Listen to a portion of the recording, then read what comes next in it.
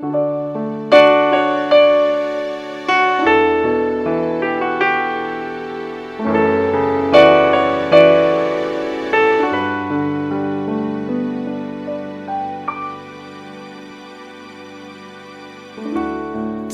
hari ku temukan mereka yang terhilang, hidup yang tak menentu, arah tujuan dalam tawa mereka tersimpan duka, namun Tuhan mendengar tangis mereka. Mereka perlukan, mereka perlukan kasih Yesus yang besar sebagai jawaban. Mereka perlukan, mereka perlukan. Tidakkah kau sadari Dia kasih yang sejati,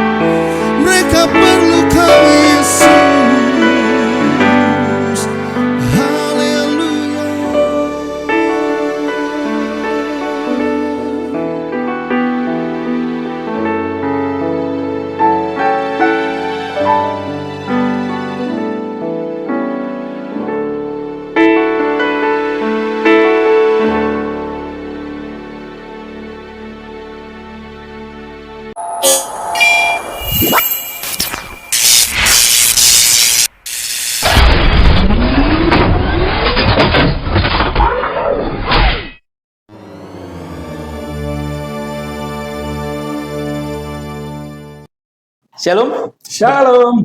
berjumpa lagi bersama saya Raja P. Simbolon Wow. pada UFC Channel TV pada program Talkshow Setia Sampai Akhir. Wih, dahsyat. Yang pada episode kali ini dengan tema Yes, I'm Ready. Oh yes, I'm ready. Saya siap. Iya, dengan narasumber hambanya yang dipakai secara luar biasa dalam panggilan Wah. misinya, mission calling ya Pak kira-kira. Mission bahasa Inggrisnya, calling. ya. Ya. Pastor Melki Atarwama. Yes, ya. Shalom Pak Melki. Shalom. Wah, apa Haleluya. kabar nih? Udah lama gak jumpa. Wah, dahsyat. Oh. Yuk kemana aja kayaknya. Terus luar biasa. Terakhir kita ketemu waktu makan pecel lele ya. Oh iya. Yang di Pecel lele. Iya, Benar, oh, luar benar. biasa.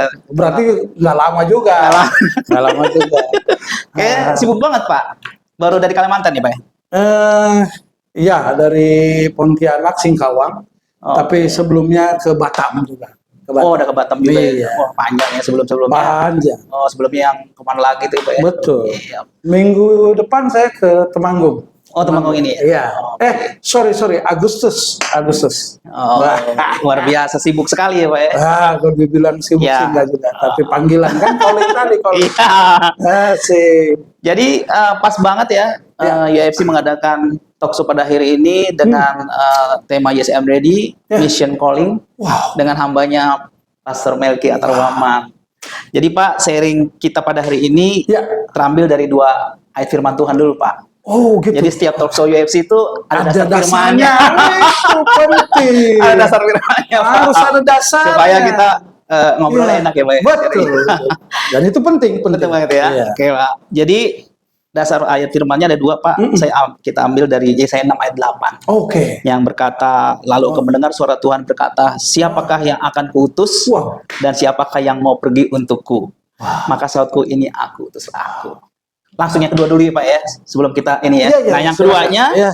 Matius 25 ayat 40. Oke. Dan raja itu akan menjawab mereka, aku berkata kepadamu, sesungguhnya segala sesuatu yang kamu lakukan untuk salah seorang dari saudaraku yang paling hina ini, Wow. kamu telah melakukannya untuk aku. Dua ayat ini relevan banget nih Pak ya. Wah, relevan sekali. Yang pertama sangat. tentang misi, yang pertama tentang siap. Kira-kira gimana tuh Pak tanggapan Bapak? Iya, dua ayat ini nggak bisa dipisahkan. Yes. Seperti dua sisi mata uang. Iya. Jadi respon panggilan Tuhan, Tuhan memanggil kita anak-anak Tuhan atau warga kerajaan Allah, dan respon yang kedua adalah mengerjakan apa yang Tuhan inginkan, bukan apa yang kita inginkan. Oh, yang Tuhan. Iya, yang Tuhan inginkan. Tuhan panggil kita dengan calling kita masing-masing. Oke Pak. Oke. Iya, iya. Tetapi ini yang terjadi. Sayang sekali nih Bung Raja, banyak sekali ya kan. Kita hanya merespon panggilannya. Iya. Ya, aku mau nih Tuhan, tapi hanya sedikit yang mau mengerjakan apa yang Tuhan inginkan. Dia mengerjakan apa yang dia mau kerjakan. Iya, iya. Ini yang jadi masalah. Ya, saya menerima panggilan Tuhan dan mengerjakan apa yang Tuhan mau lakukan dalam diri dia. Iya, iya. Nah, Tuhan Yesus mau dalam kehidupan kita warga kerajaan Allah, termasuk hamba-hamba Tuhan, anak-anak Tuhan, mengerjakan karena kita sudah dipanggil Tuhan. Ketika kita percaya Tuhan, Iya. nah kita dipanggil Tuhan sesuai dengan calling kita dan mau mengerjakannya apa yang bagian kita. Iya. Ya kayak Om Raja aja kan, Om Raja ini kan callingnya dalam bidang musik. Nah, Iya, kan? iya. Diutus jalan. Jalan. Oke. Oke. Iya, jadi memang Pak sebetulnya dua konteks ini kan memang nggak bisa dipisahkan Pak ya. Betul. Ya. Betul. Pertama siap dulu kan, Iya. katanya siapakah yang Betul. mau diutus. Betul. Nah yang kedua itu misi itu ya Pak. Ya, siap. Pertanyaannya Pak, Heeh. kalau di 25 di ayat Matius 25:40 itu kan sampai ke atasnya itu Pak. Iya. Itu pelayanan-pelayanan yang sifatnya nggak ada untung itu Pak. Rugi Pak ya. Wah, sebenarnya secara kasat mata pandangan orang yang tidak mengenal misi Tuhan, Iya. itu memang tanda kutip merugikan. Merugikan. Nggak ada yang kita dapat Oh dari gitu ya situ. Pak ya. Wah. Tapi kalau Iya. kita telusuri lebih dalam, lebih gimana, Pak? kita kaji, kita renungkan, ini bicara misi adalah bicara tentang mengangkat harkat manusia. Oh, Iya, manusia itu diciptakan serupa dengan gambar Allah. Oh iya. Dan Tuhan menjadikan kita mitranya Allah. Iya. yang sudah diselamatkan untuk mengangkat orang lain Iya. menjadi serupa dengan gambar Tuhan. Itu yang penting. Nah, ini yang jadi masalah di tengah-tengah panggilan kita yang sudah percaya kepada Tuhan, benar nggak? Terus kita mau mengerjakan bukan apa yang Tuhan mau, apa yang kita kerjakan, apa yang kita mau. Nah, ini yang jadi masalah. Jadi tidak terlihat gambar Tuhannya, gitu. Kita memuliakan Allah dengan pelayanan kita melalui misi. Jadi kita bukan bawa organisasi agama. Oke. Itu garis bawahi. Misi itu bukan punyanya organisasi agama, tapi misi adalah membawa misi Allah seperti yang Tuhan mau. Gitu. Jadi artinya bermisi bukan dalam satu denominasi agama atau gereja tertentu ya Pak ya. Iya. Manusia secara Semua harkat biasa. manusia kita angkat menjadi serupa dengan gambar Allah. Oke Pak, sabar dulu Pak ya. Makin semangat. Makin Pak. Kalau soal BBC nih, waduh. Kita rehat dulu Pak, rehat dulu Pak, supaya agak rileks. Oke, para pemirsa, kita kembali lagi pada pembicaraan berikutnya nih, agak seru sih.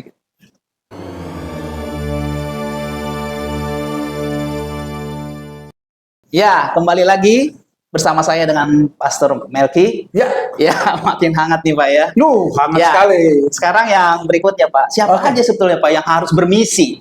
Nah, siapa aja Pak? Saya ingat kan ada kata gini, setiap orang punya panggilannya masing-masing. Dia panggilannya memang keluar bermisi. Ada orang panggilnya di mimbar Pak. Gimana itu Pak? Apa emang begitu? Jadi begini, kita yang sudah dipanggil Tuhan, ya kan, yang sudah serupa dengan gambar Allah, kita kan harus memperkenalkan hikayat Kristus, kehidupan Kristus. Jadi begini, semua orang baik yang ada di atas mimbar, maupun yang ada di bawah mimbar, mau tua mau muda, dia harus punya hati misi. Karena tadi awalnya dia mengangkat harkat manusia di hadapan Tuhan. Jadi kita membawa orang sebenarnya bukan menjatuhkan, tapi kita angkat orang itu serupa dengan gambar Tuhan. Jadi jangan juga jago di mimbar. Kalau jago mimbar, bagus-bagus. Tapi kalau bisa, kita terjun semua, dan bukan berapa jiwa. Bukan. Tapi berapa orang yang sudah mengenal Tuhan.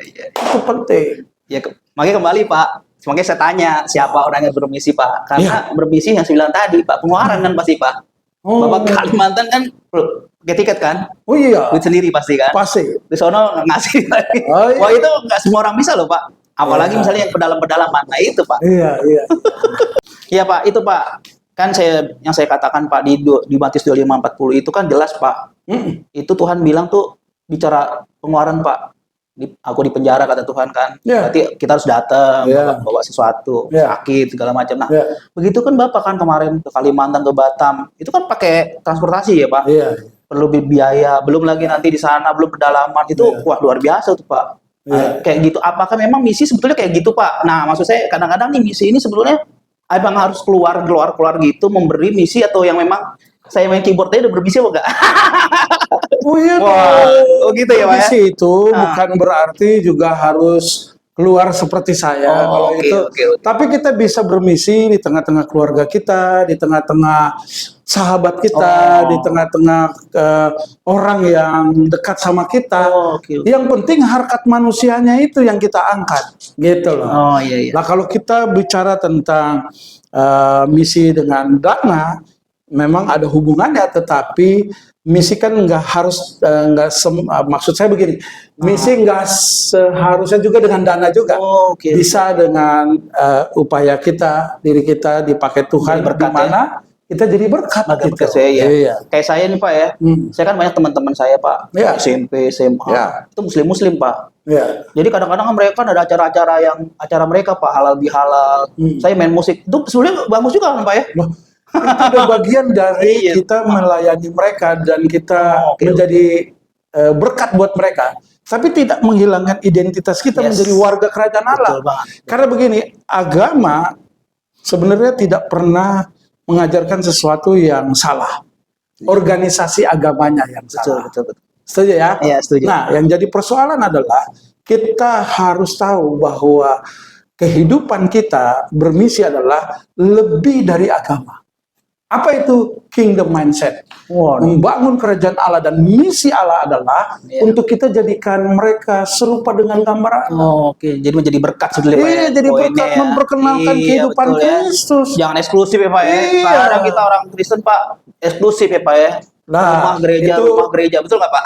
Iya, enggak semua orang Kristen. Nggak semua aja. Ya, tapi memang ada beberapa orang Kristen yang punya paradigma ketika dia punya konsep bahwa hidupku adalah untukku.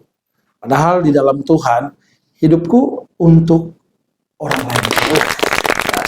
Iya, so. Baik pemirsa, kita cut dulu lagi nih ya. Karena yang berikutnya ini makin menghangat nih. Makin hangat. Supaya hambanya Pastor Melki mempersiapkan rohnya ini. Sampai rohnya udah siap.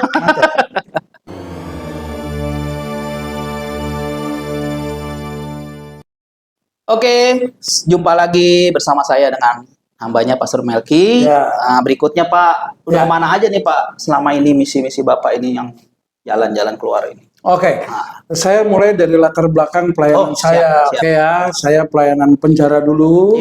Dan beberapa teman, ya kan, misi ke penjara-penjara. Terus Tuhan kasih kesan yang baru untuk mulai keluar gitu ke daerah-daerah. Nah, kalau ditanya sudah kemana saja, saya pernah ke Papua.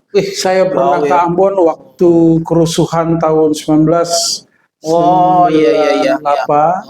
Saya pernah bawa satu Hercules, sembako, obat-obatan, dan audiensi dengan Pak Gubernur Maluku ya. Waktu itu ya. Pak Gubernur kita yang saya hormati, Pak Latukonsina. Latukonsina ya kan. Terus saya juga pernah ke NTT. Ke Kupang, Rote. Yang NTT itu gitu ya Pak ya? Bikin apa tuh saya dengar tuh? Iya. Bikin air ya? Iya. Bikin luar biasa itu Pak. Terus saya pernah bukan pernah tapi baru beberapa kali ke Kalimantan, ya kan?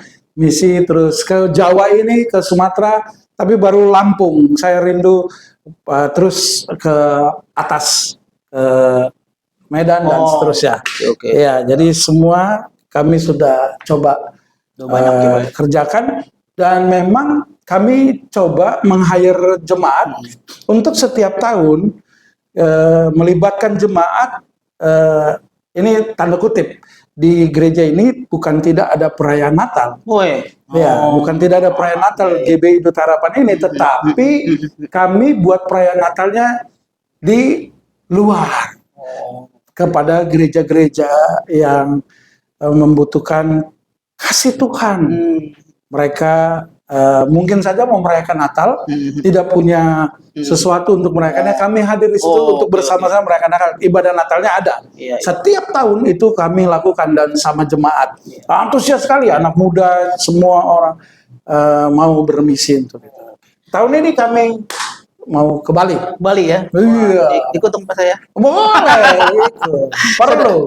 Saudara yang terkasih, sebagai pemberitahuan, Pak Melki ini adalah juga sebagai gembala di GBI Duta Harapan Bekasi. Jadi memang sibuk banget ya Pak ya, sebagai gembala, lalu sebagai melayani misi, belum yang lain-lainnya Pak. Nah, itu sebetulnya saya kadang-kadang juga berpikir ya Pak, masih bisa ya Pak ya melayani pengembalaan yang sudah cukup ruwet ya, menghadapi jemaat, suruh misi. Tapi sementara banyak keluarga sejawat Bapak yang mungkin belum bisa. Kenapa ya Pak? Nah, kalau ditanya ke saya tentang sesama teman-teman atau rekan-rekan yang lain, saya nggak bisa jawab itu karena masing-masing punya callingnya tadi. Callingnya. Mantap. Tapi memang dasar saya, halus ya Pak ya. Dasar saya itu memang asik ini. Saya dipanggil oleh Tuhan menjadi mengenal Tuhan itu enggak ujuk-ujuk seperti itu. Melalui proses yang begitu luar biasa sehingga Tuhan angkat saya.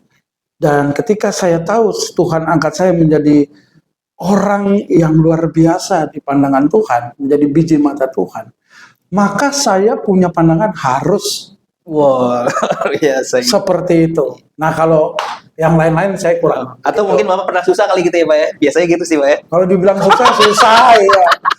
Biasanya gitu, Pak. jadi jadi begitu Ya. diberkati melihat seperti itu. Ya. Ya, pemirsa, teman-teman, saudaraku yang terkasih, kita break dulu deh ya. Udah Ya. makin batuk nih. Pastor Melki ini biar minum dulu.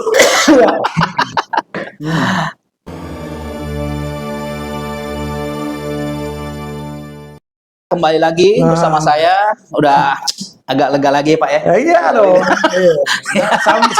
Kita tuh hamba Tuhan harus terus semangat. Semangat. Ya, kita lanjutkan sharing kita. Program apa aja, Pak? Nah, program-program yang udah jalan nih apa aja nih? Oh ya itu, waktu di Ambon bersama STT Jeffrey, kita bawa iya, satu Hercules sembako, terus obat-obatan dan yang lainnya, itu kita sudah lakukan. Terus kita program kesehatan, ya kan, dengan bekerja sama dengan bukan ya dokter juga ada, tapi juga akupunturis kita bawa.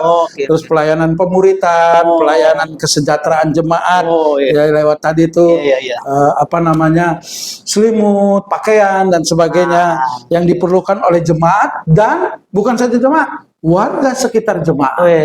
Kita blessing loh. Iya, betul, Pak. Sehingga kita menjadi berkat buat orang lain. Dan gereja menjadi berkat buat di sekitarnya. Ini nih. Itu ini loh. baru nih. Tapi memang puas sih, Pak ya. Kalau kita pelayanan bermisi itu kayaknya kayak berasa lebih excited ya dalam pelayanan Pak sebetulnya. Melihat saya ya. Iya kan? Betul. Iya kan? Betul.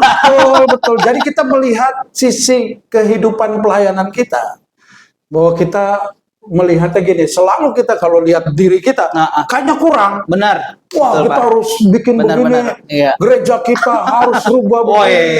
Harus nih, panggung kita, stage kita, lampu kita harus begini, musik kita harus begini. Tapi ketika kita keluar, ajak jemaat keluar, kita langsung benar.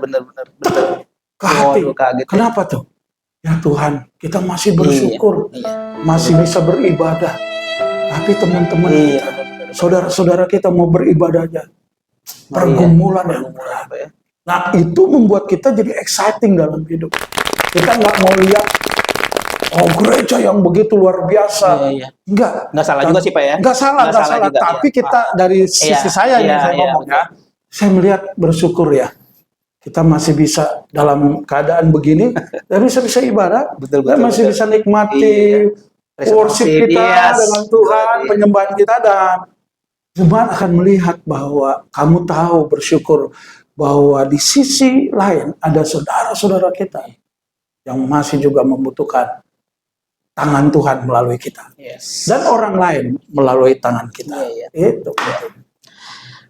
Oke, Pak, ini yang agak penting juga ya, Pak. Setiap pelayanan, Pak, apapun ya, Pak ya, apalagi misi juga pasti ujung-ujungnya perlu dana ya, Pak. Dari mana sih, Pak, kalau boleh tahu nih pendanaan misi Bapak nih? Ya, sebenarnya sih ini biasalah bahasa kamuflase, orang bilang dari Tuhan. Ya udah, itu mah udah dari Tuhan. Ya kan, itu pasti dari Tuhan. Nggak mungkin. Tapi saya memang berdoa supaya ada teman-teman, ada gereja-gereja yang bermitra dengan kami, ya kan, terus ada beberapa jemaat yang di sini juga punya hati misi. Ya, artinya kita nggak bicara jumlah ya, nilai uang gitu, ya kita nggak bicara itu, tapi hati mereka untuk mendukung, ya kan. Dan ada beberapa hamba Tuhan, ya saya nggak usah sebutkan satu persatu. Ada keluarga saya juga dari Makassar, ya kan, itu juga setiap bulan dia kalau ada berkat dia bilang ini untuk pekerjaan Tuhan, support. Jadi begitu luar biasanya keluarga kami yang di Makassar itu kalau lihat pekerjaan Tuhan atau saya bermisi itu luar biasa. Mereka luar biasa. Jadi satu ketika ada di Bali gitu,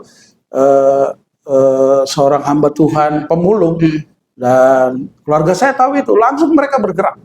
Ini kita blessing mereka, dan saya belikan semua apa yang menjadi keperluan mereka. Tetapi kita juga harus memuridkan mereka bahwa bukan itu berkatnya, tapi berkat Tuhan buat kamu, untuk kamu blessing orang lain juga. Gitu. Berarti dari dalam jemaat juga dihimbau untuk bergerak ya Pak ya. Iya. Punya kerelaan hati Iya. ya. Bawa keluar ya. Wah, luar biasa sekali Pak ya. Luar biasa. Jadi bukan kumpulin dana di ini buat di dalam Pak ya, baru keluar ya Pak ya. Wah, Iya. itu luar biasa ya Pak ya. Kalau Iya. emang bukan karena Roh Kudus ya Pak ya. Oh iya, Nggak bisa semua tuh, itu Pak. dasarnya dari Iya. Tuhan.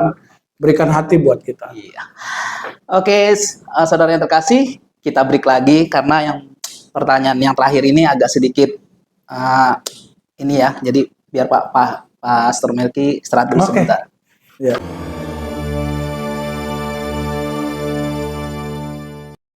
Kembali kita bicara lagi dengan Pastor Melki yang terakhir ini ya. Tentang misi nih ya. Ya tentang misi dong Pak. Sedap. Nah tadi kita udah semua ya Pak ya, Ya. kegiatan Bapak, apa aja pendanaan. Nah saya mau tanya nih Pak, kadang-kadang pelayanan misi itu juga suka dipakai Pak untuk mencari dana buat kepentingan sendiri. Oknum ya Pak ya. Oknum. Bapak pernah dengar itu juga ya? Ya, nggak banyak lah, tapi ada lah. Iya. Ya. Nah itu kenapa tuh Pak? Nah karena Enak ya Pak ya sebenarnya pelayanan misi itu dibuat. Ya, misi itu menyenangkan. Iya, Nggak ada maksudnya- beban buat saya, Ya, buat maksudnya pribadi. dibuat kayak seolah-olah mengumpulkan dana kayak gampang juga ya Pak ya? Itu apa namanya, kalau ada ini oknum ya. Oknum. Ada orang begitu karena dia mementingkan diri sendiri. Oh. Dia mementingkan diri sendiri. Nah, satu ketika saya waktu pelayanan tahun kemarin ke Klaten, Natal kemarin kita misi, bawa jemaat juga. Oh. Dan kami bertemu dengan seorang hamba Tuhan, mohon maaf, hamba Tuhan itu lumpuh, nggak bisa, ya nggak sempurna jalannya. Iya. Dan saya di Klaten itu setelah kita mau mengadakan Natal dengan musik yang sederhana, ya kan, ke suasananya yang di pinggir sawah itu, saya nangis di situ. Oh. Saya mengeluarkan, ada kesan Tuhan bahwa inilah Natal yang sesungguhnya.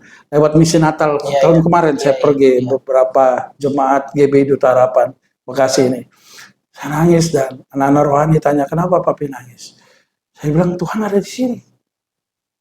Nah, kami disupport oleh jemaat dan beberapa ada yang sahabat-sahabat misi saya ya. Ada beberapa orang yang bantu untuk kita ke sana dan kita lihat gitu loh, ada beberapa penari tidak pakai sepatu penari. Itu buat saya langsung shocknya dalam pengertian kaget gitu. Aduh, kenapa kita nggak blessing gitu ya. Terus dari situ ya itulah kepedulian kita. Nah, kalau bicara tentang ada orang-orang yang seperti tadi bermisi untuk mencari keuntungan, saya pikir dia belum mengerti tentang berkat Tuhan. Dia belum mengerti tentang berkat Tuhan. Karena begini, ketika kita misi membawa hidup kita, membawa apa yang kita miliki, kita kasih kepada Tuhan, kepada pekerjaan Tuhan, Iya. Tuhan tidak pernah berhutang. Tuhan selalu bertanggung jawab terhadap misi yang kita lakukan. Dia tidak pernah meninggalkan kita dan mempermalukan kita. Nah, kalau ada hamba-hamba Tuhan, oknum maksudnya, dia seperti itu, dia belum mengerti tentang berkat Tuhan dan tentang misi yang Tuhan taruh dalam kehidupannya. Itu sayang sekali. Nah, yang kedua, saya ketemu sama rekan, dia bukan hamba Tuhan, dia seorang jemaat tapi punya hati, ya, punya hati. Dia membagi satu pengalaman yang membuat saya berkesan sampai sekarang tentang hutang darah. Oh. Wah, ini menarik sekali. Boleh saya sebut namanya, dia pendiri Bukit Doa Apius di Klaten. Oh. Namanya Pak Mur. Nah, waktu kami sampai di Klaten, kami pelayanan, kami bertandang ke Bukit Doa. Nah, kebetulan pada saat itu Bukit Doa penuh semua. Penuh semua. Jadi beliau ketemu kami dan sharing tentang pelayanan misi, begitu terbuka beliau, Pak Mur namanya. Nah, akhirnya dia bilang, Pastor, tim Bapak kayaknya nggak bisa di sini nih, di Bukit Doa ini. Gimana kalau saya ajak ke rumah berkat? Wah, saya akhirnya mengucap syukur ya, itu Tuhan tidak mempermalukan ya. Kita benar-benar membawa hidup kita buat Tuhan. Untuk orang juga mengalami Tuhan. Waktu kami dibawa ke rumahnya, dia cerita. Anak-anak sudah, semua tim sudah pada tidur, kami berdua dia cerita. Saya tanya, kenapa Bapak bisa membangun Bukit Doa ini? Apa yang menjadi kesan? Nah, rupanya dia pergi ke Korea Selatan. Ke Korea Selatan. Diajak oleh temannya. Dan singkat cerita, waktu itu dia melihat, gereja-gereja mega church begitu luar biasa. Dan ya, dia terkesan tersendiri ya, lihat gereja. Artinya begini, wow, pekerjaan Tuhan luar biasa. Tapi yang menarik, ketika dia mau pulang, dia diajak ke salah satu kuburan di Korea Selatan. Ini dia bilang, saat dia ajak ke situ, dia kaget, kok dibawa ke kuburan gitu. Ya artinya kuburan juga banyak di sini ya kan. Kuburan banyak di sini. Tetapi kuburan itu tidak seperti biasa, bos. Tidak seperti biasa. Mewah ya Pak ya? Bukan. Jadi kuburan itu ada nama biasa gitu ya. Tapi situ ada satu visual, ya, gambar situ ada orang yang terikat, ada yang lehernya dipancung, ada yang dibunuh, ada yang dipenjarakan, dan semuanya ceritanya seperti itu. Lalu dia tanya, ini siapa? Inilah orang-orang misi yang melayani. Saya merinding nih bicara begini. Benar, saya merinding bicara begini. Benar, itu saya kaget juga. Saya sampai, ini adalah orang-orang yang diutus misi ke seluruh dunia, mati syahid untuk pekerjaan Tuhan, menumpahkan darah di setiap bangsa, di setiap daerah. Wow. Akhirnya pendeta Korea Selatan ini yang tidak begitu terkenal lah, biasa aja, tapi juga punya hati misi. Dia bilang, "Hei Mur, kamu punya utang darah. Yang pertama, kamu punya utang darah sama Tuhan Yesus. Yang kedua, kamu punya utang darah terhadap para misionaris terdahulu yang ada di bangsamu." Muryanto bilang, Bapak Muryanto teman saya ini, bagaimana saya bisa bayar darah Tuhan Yesus yang begitu mahal, dan para martir Tuhan yang saya bisa bayar? Saya nggak bisa bayar. Memang kamu nggak bisa bayar darah Tuhan Yesus. Kamu juga tidak bisa bayar para misionaris yang martir di daerah-daerah di Indonesia. Tapi kamu bisa melanjutkan misi Tuhan untuk membawa kabar baik buat semua orang. Dari situ saya mulai bergairah lagi. Terus ada duit nggak ada duit, hati harus jalan untuk misi Tuhan. Jadi pesan saya buat setiap anak-anak Tuhan. Yang pertama, kamu hutang darah.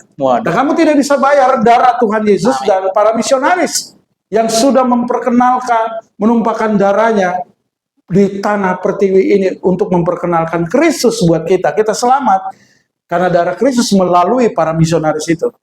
Kamu harus melanjutkan cita-cita mereka. Kamu harus melanjutkan misi Tuhan, mengangkat orang untuk hidup serupa dengan gambar Tuhan. Yang kedua, pesan saya adalah jangan pernah takut bermisi. Ada uang, tidak ada uang. Mau tua maupun muda, dengan callingnya masing-masing, ayo kita bermisi untuk membangun kingdom kerajaan Allah di tengah dunia ini. Tuhan Yesus memberkati kita. Haleluya. Terima kasih Pak. Demikianlah sharing kita tentang misi tadi, sudah jelas ya yang di-sharingan Pak Pastor Melki. Luar biasa Pak. Saya dengar tadi pakai ada acara yang di Panjung itu udah serem juga ya Pak ya. Itu dia. Ya kalau di harga yang harus orang no mention tuh Pak. Sama sampai dimakan-makan Pak. Itu bisa. Iya, itu luar biasa. Kita hargai darahnya. Kita hargai pengorbanannya. Ya, jadi paling tidak kalaupun kita belum bisa seperti Pak Melki yang sederhana ya Pak ya. Jadi berkat buat sesama itu juga udah luar biasa ya. Ya, jadi para pemirsa, saudara-saudaraku, mulai saat ini tetap semangat dalam melayani Tuhan. Jangan patah semangat, tetap kuat, meskipun ujian tetap ada Pak, pelayanan, tapi tetap jalan. Terima kasih Pastor Melki. Tuhan berkati. Wah, pelayanannya makin dahsyat Pak. Pengembalaan, misi tetap jalan. Sehat-sehat terus Pak. Sehat. Nanti kapan-kapan kita makan lagi Pak. Oke. Tapi jangan lewat dari jam 6 Pak. Supaya kita nggak gemuk. Terima kasih. Sampai jumpa di episode keempat. Tuhan Yesus memberkati. Tuhan Yesus memberkati.